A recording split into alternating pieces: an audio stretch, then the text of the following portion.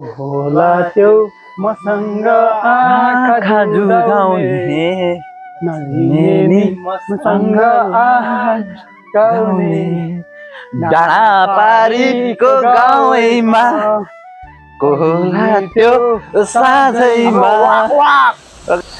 I love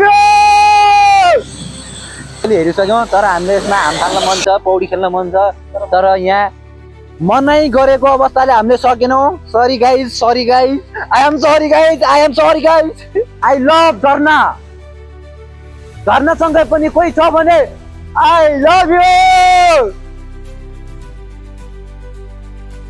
खै त कसैले रिप्लाई दिएन त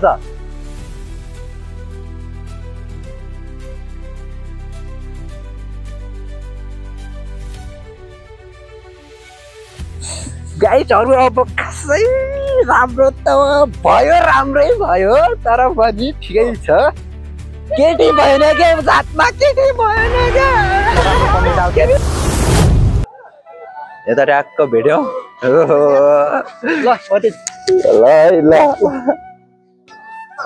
ओहो केटाहरूलाई पनि ओहो के छ ठिक छ नि सन्जय के छ हेलो गाइस नमस्ते गुड मर्निङ के छ सबैजना सन्चै हुनुहुन्छ होला म पनि एकदम आराम छु यो कहानी स्टार्ट हुन्छ हाम्रो महेन्द्रनाथले चाहिँ केटाहरू यस्तो यस्तो गरौँ त भनेर केटाहरूलाई यसो ग्रुप बनाइसकेपछि हामीले यो कहानी स्टार्ट गऱ्यौँ हामी फेरि त्यो हाइकिङमा भेट्ने छौँ गाइस त्यतिसम्म हामीलाई वेट गर्नु होला भन्दै हाम्रो यात्रा सुरु भयो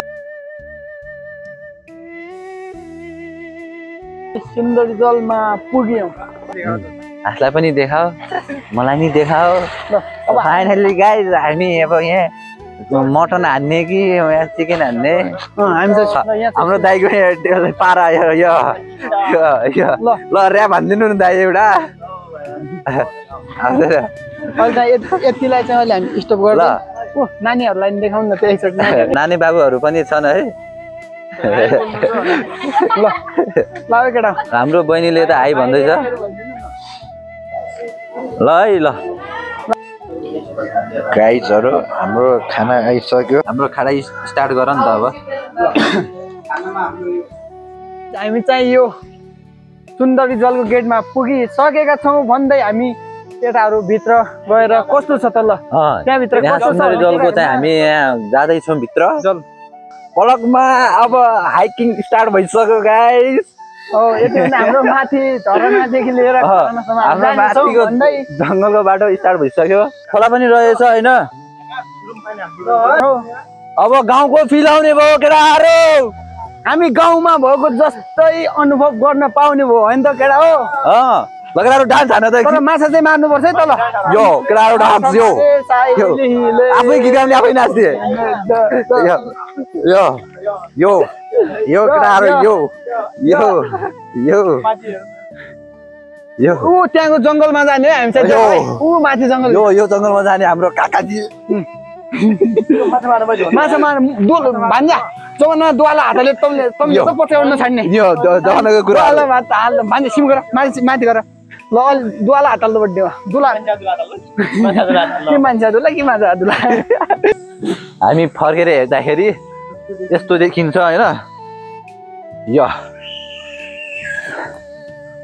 हामी यताबाट केही नलेजहरू अनि माइन्ड फ्रेस अनि लगायत हाम्रो शारीरिक रूपमा पनि हामी एक्सर्साइज र मेन्टल्लीमा फ्रेस 5-7 होला त्यो मसँग आँखा जुझाउने नलिने मसँग गाउने डाँडा पारीको गाउँमा को होला त्यो साँझैमा गाइस योभन्दा बढी आउँदा नि यति नै हो भन्दै हामी यो बाटो हिँड्नै नसक्ने अवस्थामा भइसक्यो जाँदाखेरि फाइनली टिकट पनि काट्नु पर्ने रहेछ अब हामी टिकटको नजिक लगभग पुगिसक्यौँ अब हाम्रो काकाले चाहिँ हाम्रो यहाँ टिकट काट्दै हुनुहुन्छ पर पर्सन कति 100 रुपियाँ पर पर्सन 100 रुपियाँ पर्दो रहेछ हाम्रो टिकट यहाँ काटेर त्यसरी हामी जानेछौँ एकजना प्रति 100 रुपियाँ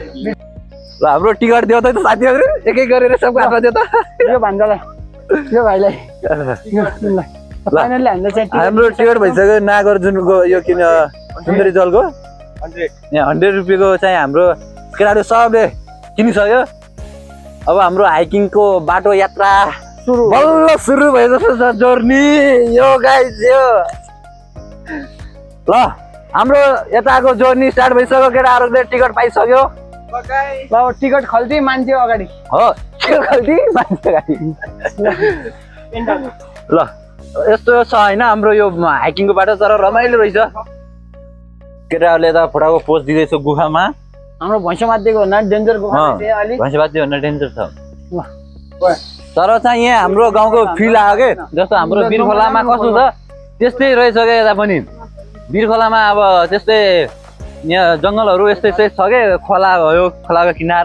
हाम्रो वीरखोलामा पनि खोलाको किनारहरू मतलब हाम्रो यस्तै छ क्या यस्तै यस्तै छ। अनि त्यही भएर आफ्नै गाउँको फिल आउँछ अनि त्यही भएर खुसी लाग्यो।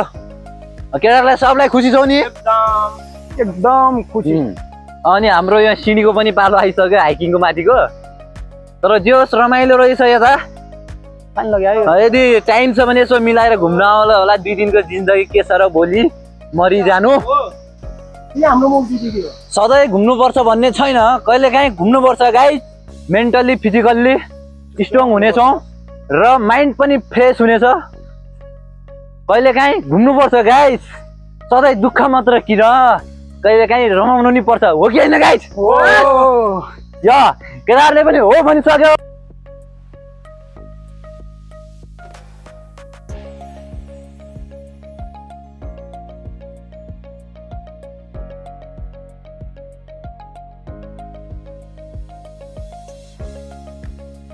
केही चिनेपछि हामी चाहिँ यताबाट जानेछौँ। यो हामी यो खोलामा छौँ तर यहाँको भ्यू एकदम बवाल छ गाइस। कहिलेकाहीँ घुम्न आउनुपर्छ।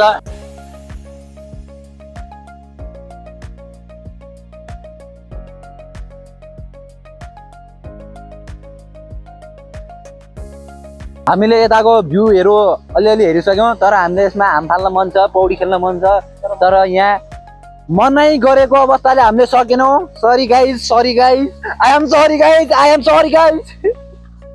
थाहा छैन हामी बाटो गएको छु जहाँ बाटो तर हाम्रो जहाँ बाटो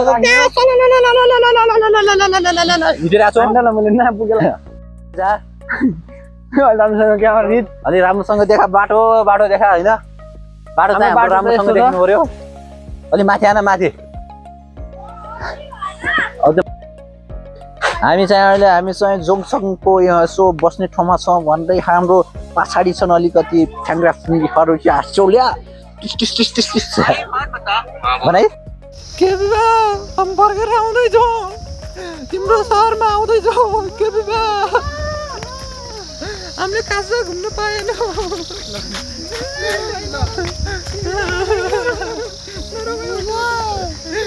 जङ्गलको बाटो छिर्यो केटाहरू अब जङ्गल पूर्व जङ्गलतिर लाग्यौँ हामी। अब के हुन्छ बेबत्ता काचक कुचुक यतै हुन्छ। हाम्रो विशेष ठाउँ भनेर चिनिने ठाउँ भनेको सुन्दरी जलको जङ्गललाई चिनिन्छ किनकि हामी सिङ्गल छु मिङ्गलहरूलाई सजिलो छ।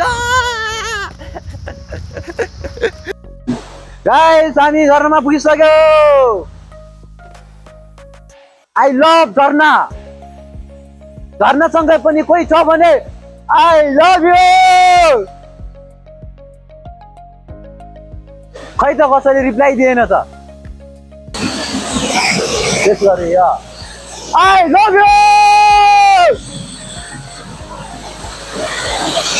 खै त कसैले रिप्लाई दिएन त यार यत्रो जङ्गलमा। गाइसहरू अब खासै राम्रो त भयो राम्रै भयो तर पनि ठिकै छ। केटी भएन क्या जातमा केटी भएन क्या। खासमा त भोका छन् अहिले कसो बोल्दैनन् जति उनीहरू सके नि म त छोड्दैन बोल्न चाहिँ के गर्ने भलक बनाउने मान्छे मै हो क्या। गाइजहरू म पानी खानतर्फ बल्ल फेरि कोगा रोटो पानी खाना हो कि हजुर खाना हो कि